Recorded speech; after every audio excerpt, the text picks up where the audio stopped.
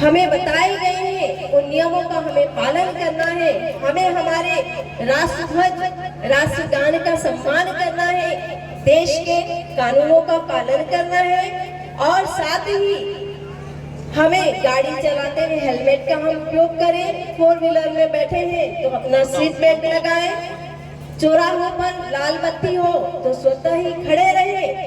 इस प्रकार से हमें स्व अनुशासित होकर अपने कर्तव्यों का पालन करना है। साथ ही स्वदेशी जीवन शैली को हमें अपनाना है। यदि हम चाहते हैं कि हमारा भारत समर्थ, सबल और सशक्त बने तो हमें अपने देश में निर्मित सामग्री का ही उपयोग करना होगा और विदेशी सामग्रियों का बहिष्कार करना होगा। तीसरी बात, सामाजिक समरसता। हमारे समाज में जो जातिगत भेदभाव है, छुआछूत की भावना है, उसे हमें अब दूर करना होगी, क्योंकि अब विचार करने का समय नहीं है। हमें दृढ़ता पूर्वक इस भेदभाव को दूर करना है। क्यों कि अभी गुरुजी ने कहा था कि दीपक नहीं होगी तो बाती का क्या करोगे, और यदि धर्म नहीं होगा तो जाति का क्या करोगे।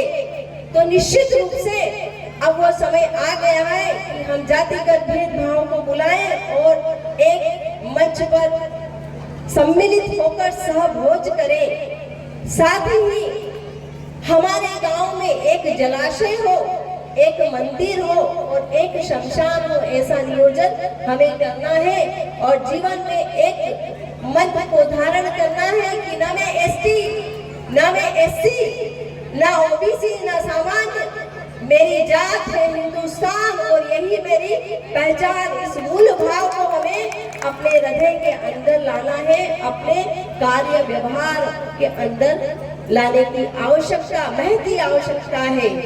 साथ ही कुटुंब प्रबोधन की बात यदि मैं करूं तो आजकल हमारे एकल परिवारों की जो प्रचलन है वो बढ़ता जा रहा है।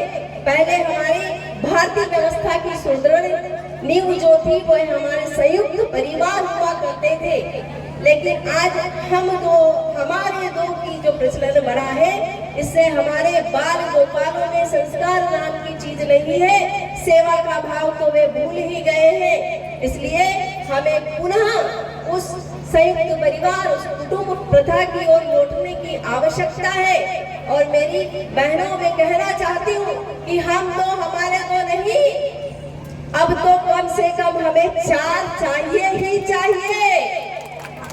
इस बात को आप अच्छे से गले उतार लेना कि 4 बच्चे एक दंपति के होने ही चाहिए। साथ ही हमारे अंदर स्व का बोध होना चाहिए। हम अपनी संस्कृति, अपनी परंपरा को अपने बच्चों में दे। हम सौभाग्यशाली हैं कि हमारी माताएं हम तक में संस्कृति परंपराएं हमें दे के गई, लेकिन कहीं न कहीं आज हम अपने बच्चों को वो संस्कृति लौटाने में असमर्थ हैं। तो ऐसा ना हो, हम पूरा प्रयास करें कि हम हमारी जो संस्कृति हमें विरासत में मिली है उसको हमारे बच्चों की ओर वापस लौटाएं। यह हमारा उत्तरदायित्व है, हमारा कर्तव्य है। पर्यावरण संरक्षण के लिए हमारे ग्रंथों में पंच तत्वों की शुचिता की ओर ध्यान दिया गया है और वही पंच तत्वों का फिर से हमें संरक्षण करना है, उनकी शुचिता का हमें ध्यान करना है।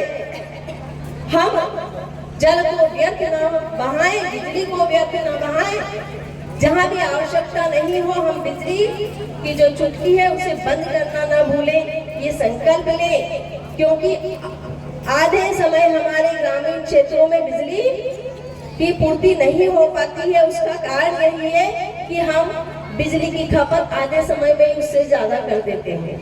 तो कहीं न कहीं हमें इस बात का भी ध्यान रखना होगा।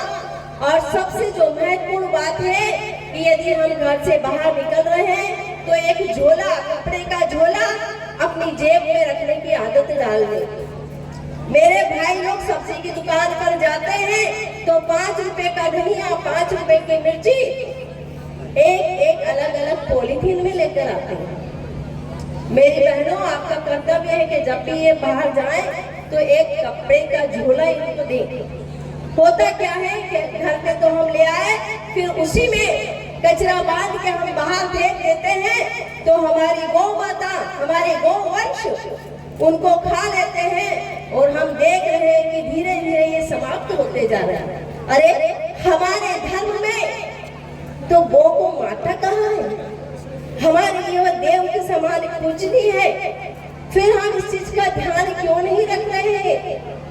पॉलीथीन खा खा कर कितना गौवंश समाप्त हो रहा है, इस बात का भी हमें विचार करना होगा कि पॉलीथीन का हम उपयोग कम से कम करें, छायादार और फलदार वृक्ष हम लगाएं और वृक्षों का संरक्षण करने का उत्तरदायित्व हमारा है।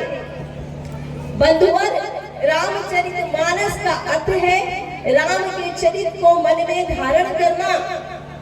राम जब 14 वर्ष के वनवास के लिए जाते हैं तो वे अपने बहुमूल्य आभूषण जेवर सारे उतार देते हैं और सन्यासी वस्त्र धारण कर लेते हैं। यदि वे नहीं उतारते, नहीं त्यागते, तो केवल एक चीज का वे त्याग नहीं करते हैं, वे अपने धनुष और बाण का त्याग नहीं करते हैं, वह हमेशा अपने साथ रखते हैं। वे हमें अपने जीवन से यह सिखा रहे हैं कि हमें अपने परिवार की रक्षा करनी है, अपनी बहन बेटियों की रक्षा करनी है, तो अपने अस्त्र और शस्त्र हमेशा अपने साथ रखना चाहिए। हम सनातनी कभी अटैक नहीं करते, लेकिन यदि कोई अटैक करता है तो पूर्ण जोर से डिफेंस करना भी हम जानते हैं और हमें पढ़ाया गया है अहिंसा परमो धर्म, अहिंसा परमो धर्म। लेकिन अहिंसा है क्या? पहले हम ये समझ लेते हैं कि अहिंसा क्या है। यदि कारण है तो लाखों लाख मनुष्यों का वध करना भी अहिंसा में आता है, और यदि कारण नहीं है तो एक चींटी को मारना भी हिंसा कहलाती है। अर्जुन के सामने कारण था अधर्म के विनाश का, इसलिए उसका गांडी उठाना भी अहिंसा का परिचायक है। भारत माता की